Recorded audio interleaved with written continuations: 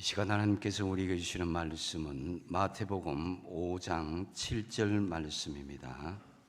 제가 가진 신약성경 오면 마태복음 5장 7절 한 절 말씀입니다. 다 찾으신 줄 알고 제가 봉독드립니다. 긍휼히 여기는 자는 복이 있나니 그들이 긍휼히 여김을 받을 것이미요. 아멘. 잠시 기도하겠습니다. 하나님, 찬양 가운데 임재하신 주님, 이제 말씀 가운데 임재하기를 기대하며 나아갑니다. 성령께서 말씀하여 주시고 우리를 새롭게 하여 주시옵소서. 예수님의 이름으로 기도하옵나이다.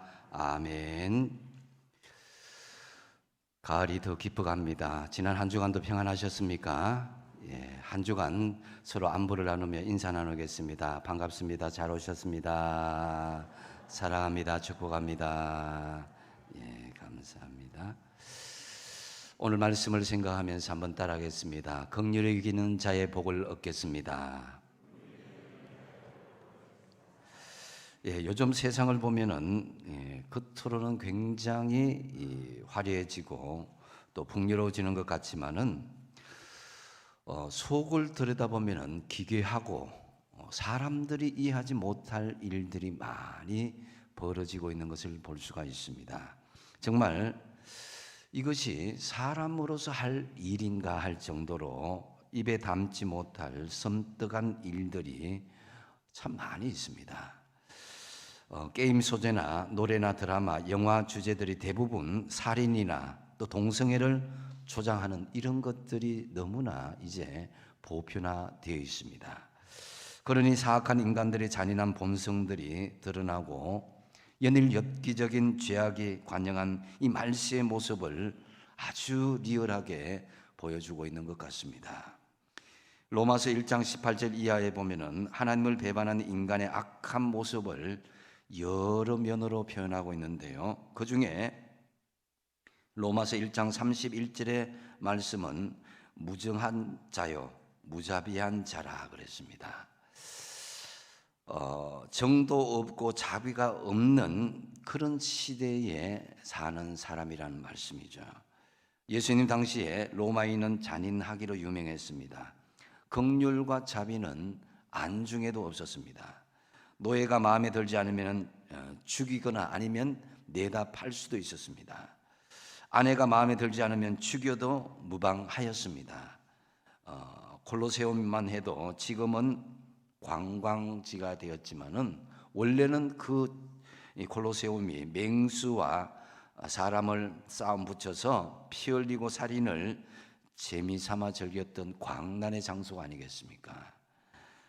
그래서 로마의 한 철학자는 긍휼이라는 말은 유약한 영혼의 병이다라고 할 정도였습니다. 그만큼 로마 시대에는 이 긍휼이 없는, 자비함이 없는 시대였습니다. 눈 하나 깜짝하지 않고 아주 잔인한 일들을 저지를 수 있었는데요. 대부분 본처 외에 이 후처 아니면은 다른 그 배다른 아이들이 많이 있었는데 그 아이가 마음에 들지 않으면은 손가락을 이렇게 내리면은 즉시 죽일 수가 있었습니다. 유대인들도 사실 그 당시에 만만치 않는 그런 이 무정하고 무자비한 모습을 보였습니다.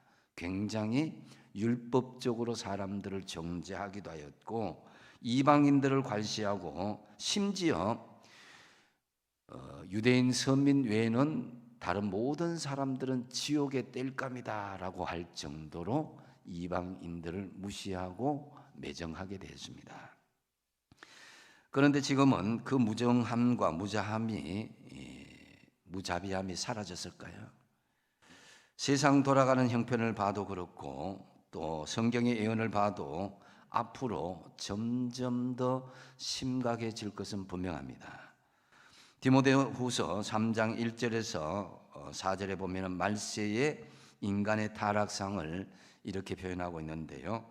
너는 이것을 알라 말세에 고통하는 때가 이르러 사람들이 자기를 사랑하며 돈을 사랑하며 자랑하며 교만하며 비방하며 부모를 거역하며 감사하지 아니하며 거룩하지 아니하며 무정하며 원통함을 풀지 아니하며 모함하며 절제하지 못하며 사나우며 선한 것을 좋아하지 아니하며 배신하며 조급하며 자만하며 쾌락을 사랑하기를 하나님 사랑하는 것보다 더하다라고 말씀합니다.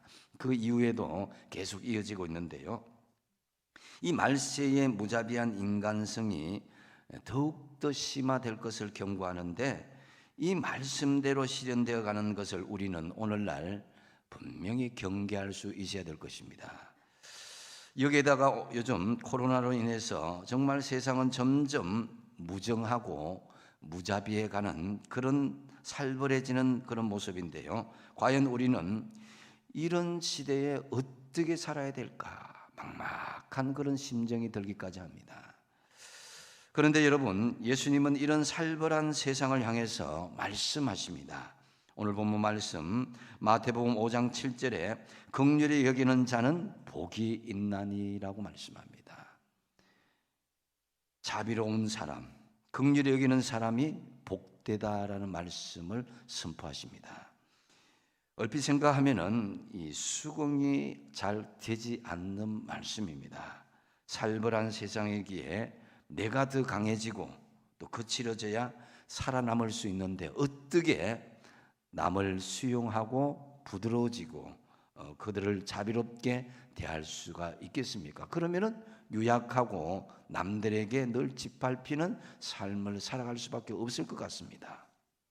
하지만 지금까지 인류 역사를 한번 되돌아보시면은 또 주변의 사람들을 보십시오. 힘있다고 자랑하고 또 강대국들 또 독재자들, 그들의 마지막을 보면은 그 끝이 다 좋지 않은 것을 볼 수가 있습니다. 바벨론도 망하고 로마도 망했고 나치 독일도 망했습니다. 독재자들의 말로는 한결같이 비참하게 끝나는 것을 볼 수가 있습니다.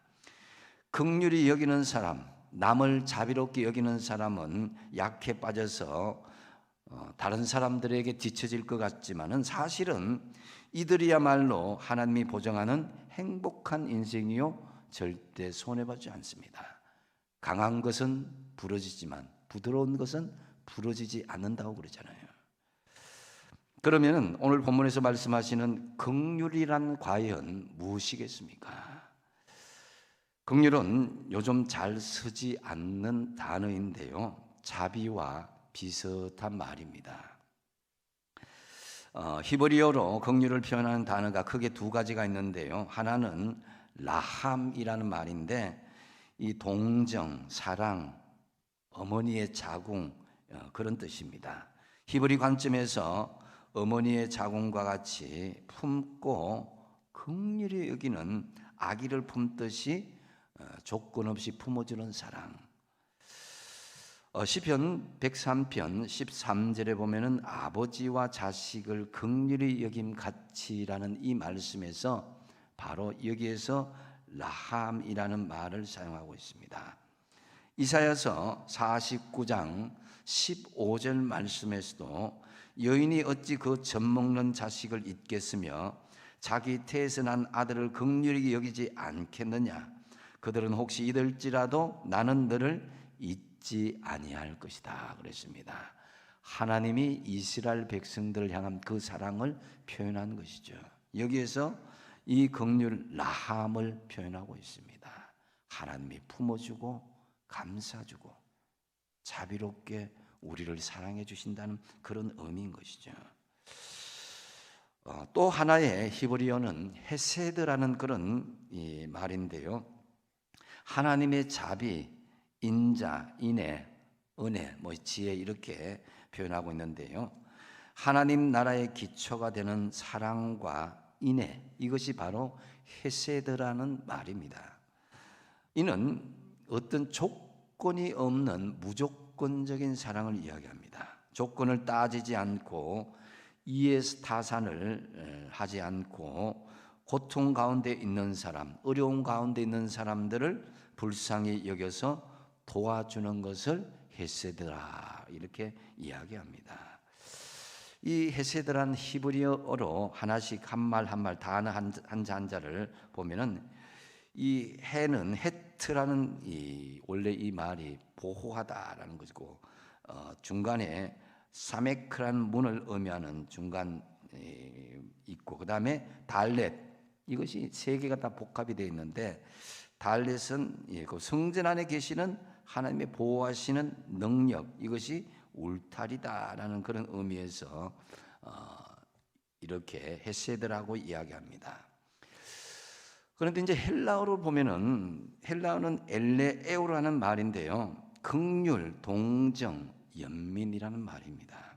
이 단어는 비참한 처지에 있는 인간에 대한 동정을 의미하는데요.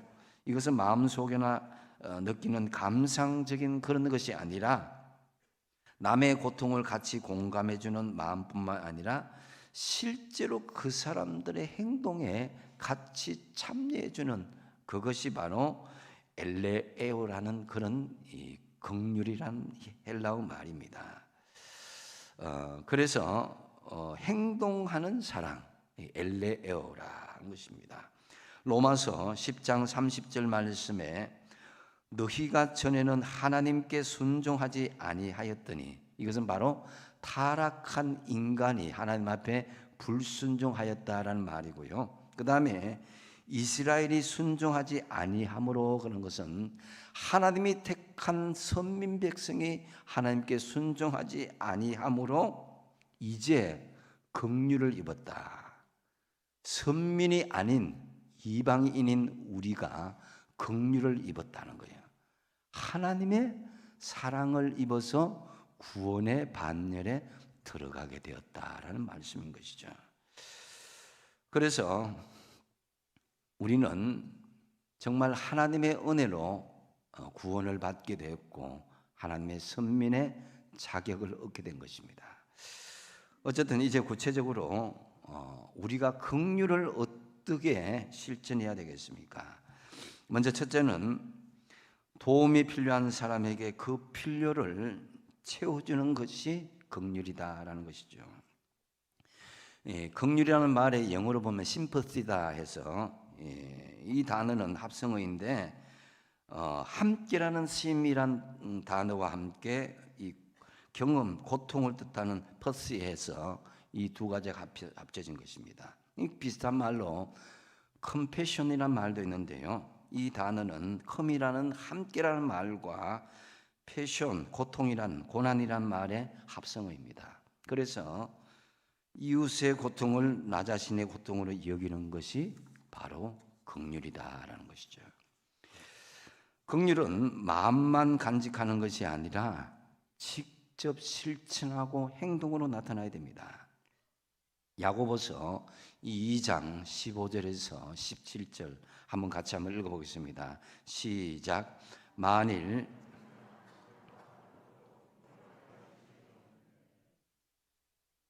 계속 읽어주세요. 너희 중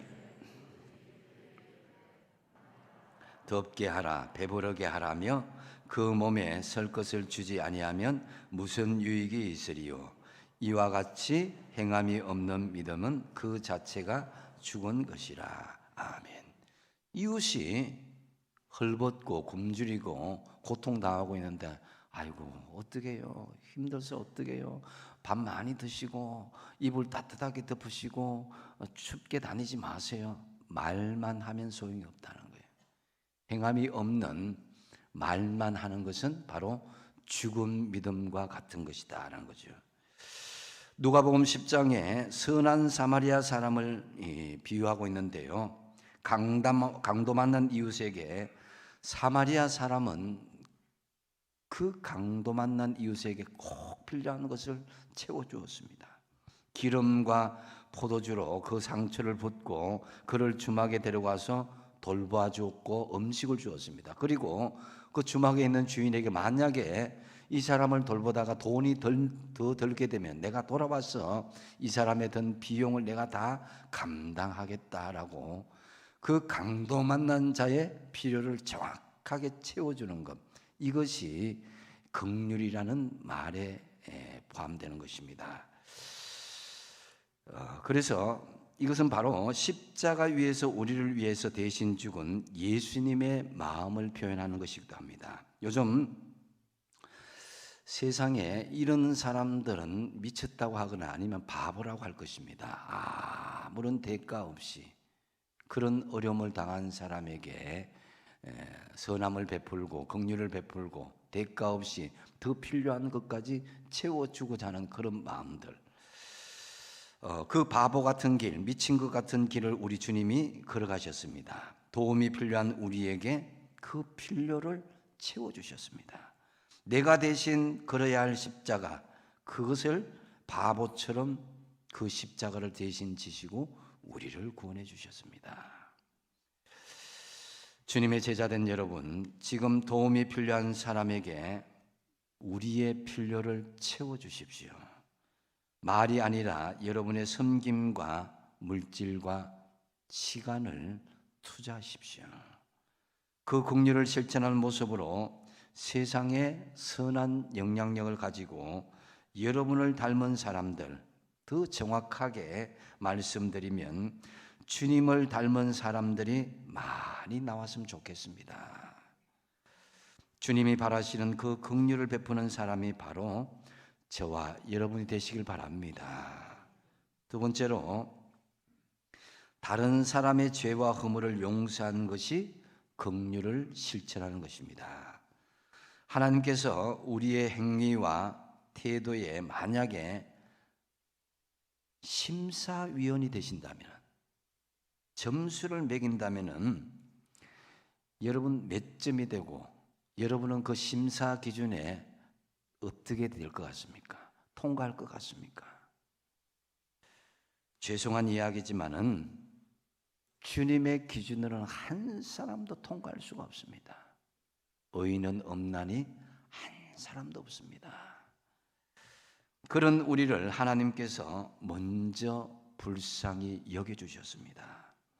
우리가 자격이 충분히 있어서 자녀된 것이 아니라 아직 죄인인데도 불구하고 우리 주님께서 우리를 불쌍히 여기셔서 우리를 택하시고 하나님의 자녀를 삼아주신 것입니다.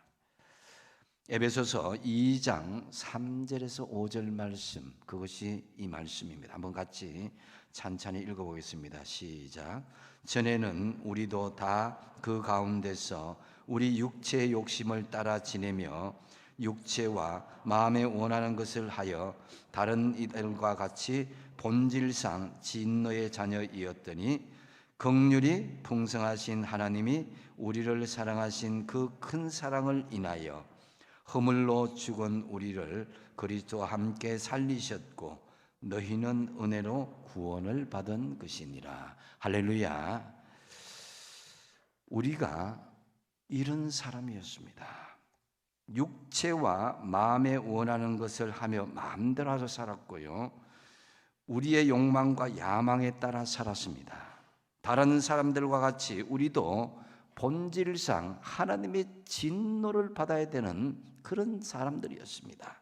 하지만 하나님께서 우리를 어떻게 하셨다고요? 긍휼이 풍성하신 하나님께서 이런 우리를 사랑하셨다라는 것입니다. 우리가 사랑받을 만한 해서 사랑받은 것이 아닙니다. 우리가 예쁜 짓을 해서 사랑받은 것이 아닙니다. 긍휼이 풍성하신 하나님께서 우리를 사랑하신 그 큰 사랑 때문에 우리가 지금 이 자리에 있고 구원을 받게 된 것입니다.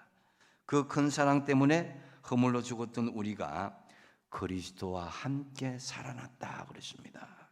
그래서 성경은 도움이 필요한 사람에게 도와주는 정도, 이것이 정말 그것이 긍휼의 수준이 그 정도가 아니라 주님이 그렇게 우리를 용서하시고 사랑하시고 하나님 자녀 삼아 주셨기 때문에 우리의 긍휼의 수준이 어디까지 가야 되느냐?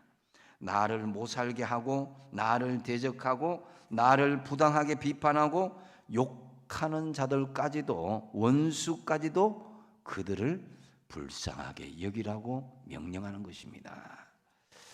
로마서 12장 20절에서 21절 말씀에 보면은 내 원수가 줄이거든 먹이고 목마르거든 마시게 하라.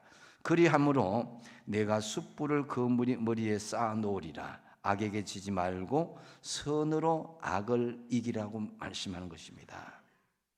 우리가 가족이나 친척이나 또 주변에 가까운 사람들이 어려움을 당할 때 불쌍히 여기고 긍휼히 여기는 것은 어렵지 않습니다.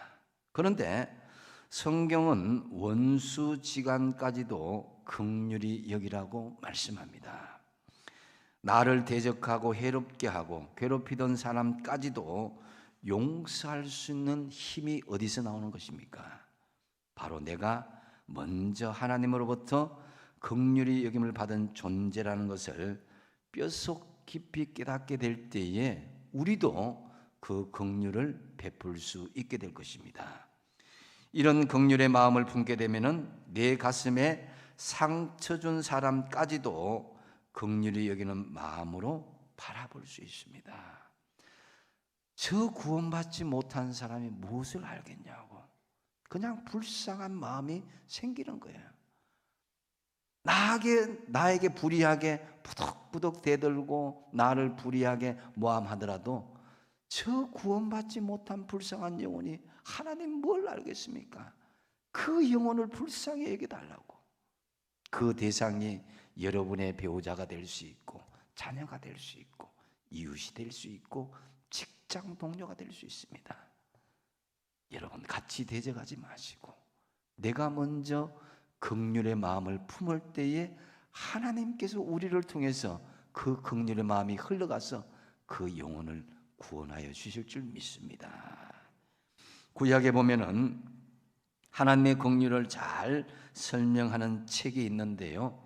그것이 호세아서입니다.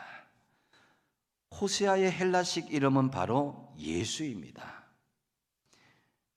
그래서 예수님이 고멜, 정말 자기 몸을 팔고 남편이 있는데도 이방 남자와 그렇게 관계를 맺고 해서 그 배다른 자식들을 3명이나 이스라엘, 로하마, 로암니 이 3명이나 배다른 아이를 데리고 왔을 때도 하나님은 끝까지 긍휼을 가지고 품으라고 말씀하십니다.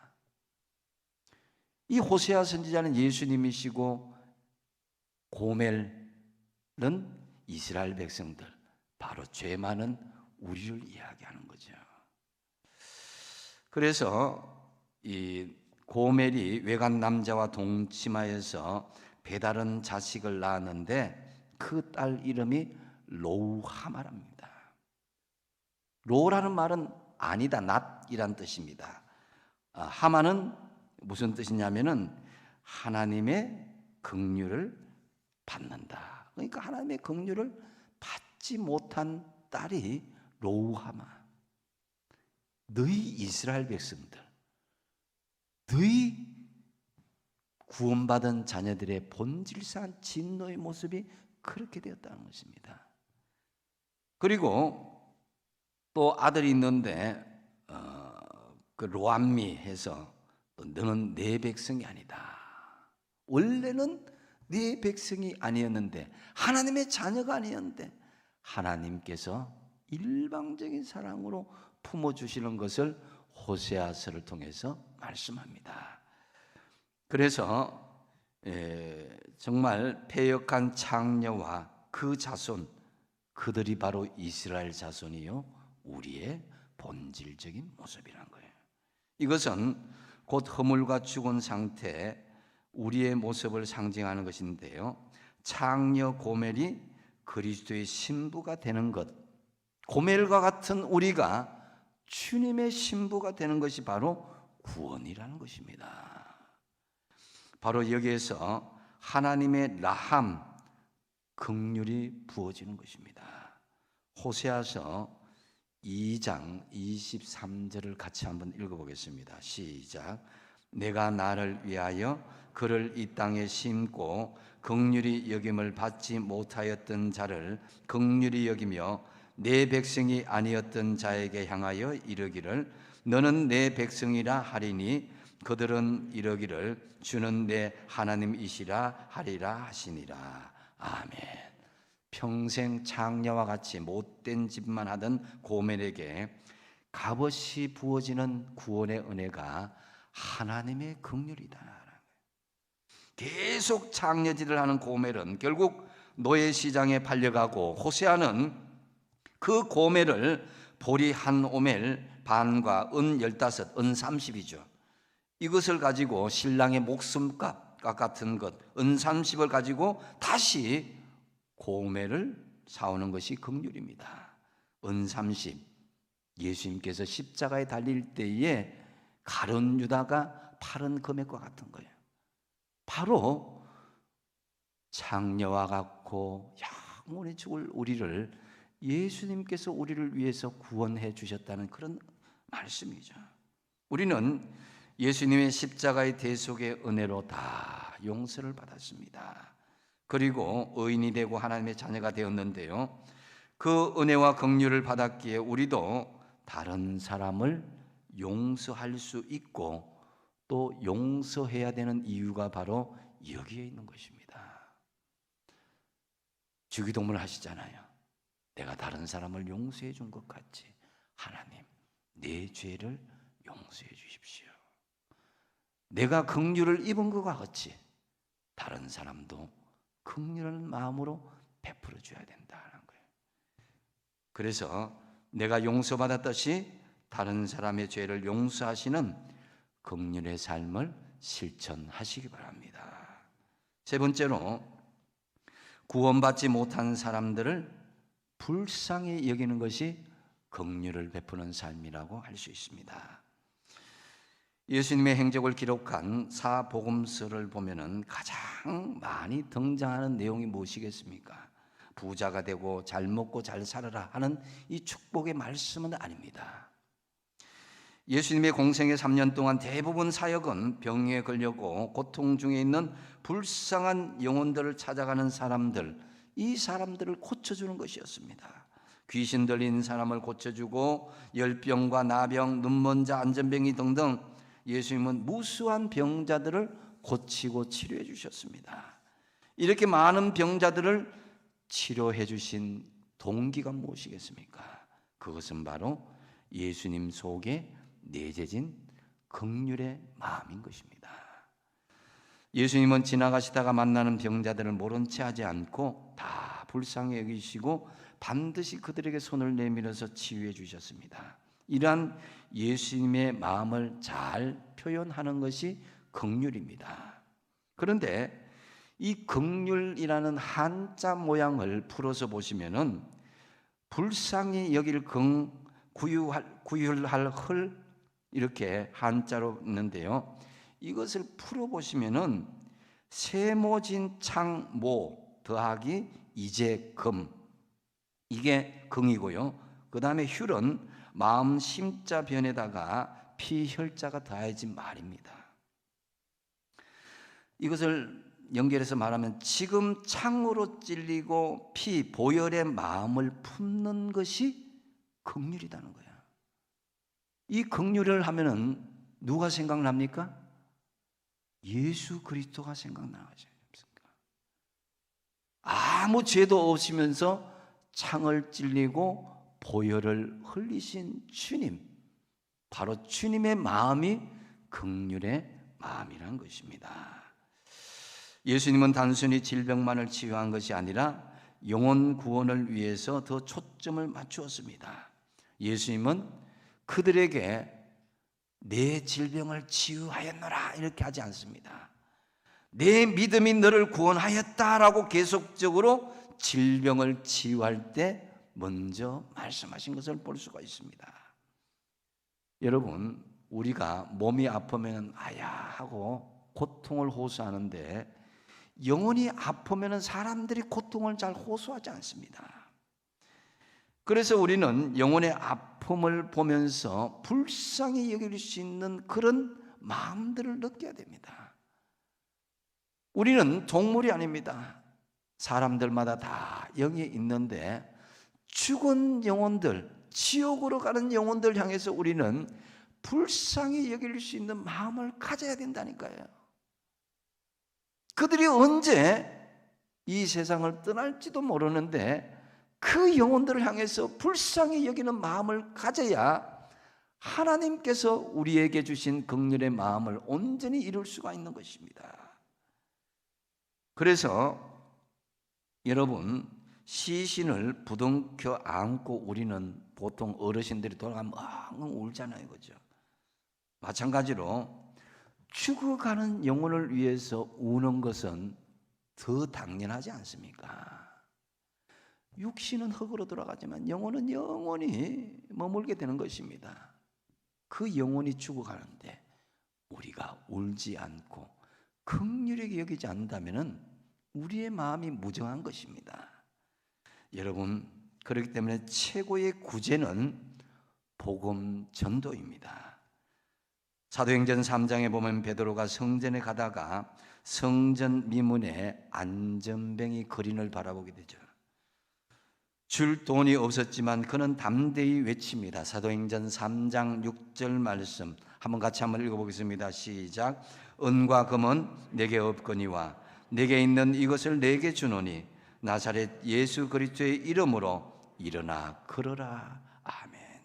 여러분, 안전뱅이가 일어났고 성전으로 들어가면서 하나님을 높여 찬양했습니다. 돈 몇 푼보다 그의 육체와 영혼을 구원하시는 예수님을 그에게 전해주었던 것입니다. 물론 우리가 구제하고 어려운 사람들에게 물질과 빵을 주는 것도 중요합니다. 그러나 십자가의 구원의 복음을 전해주는 것은 그보다도 훨씬 중요하고도 중요한 것입니다. 하나님의 긍휼하심으로 구원받은 우리들은 우리 주변에 있는 형제 자매들을 하나님의 마음을 가지고 불쌍히 바라볼 수 있어야 될 것입니다. 아무리 세상적으로 그 사람이 잘 나가고 많이 가지고 많이 배웠다 한들 결국 주님을 모르면은 죽은 영혼입니다. 지옥으로 가는 영혼입니다.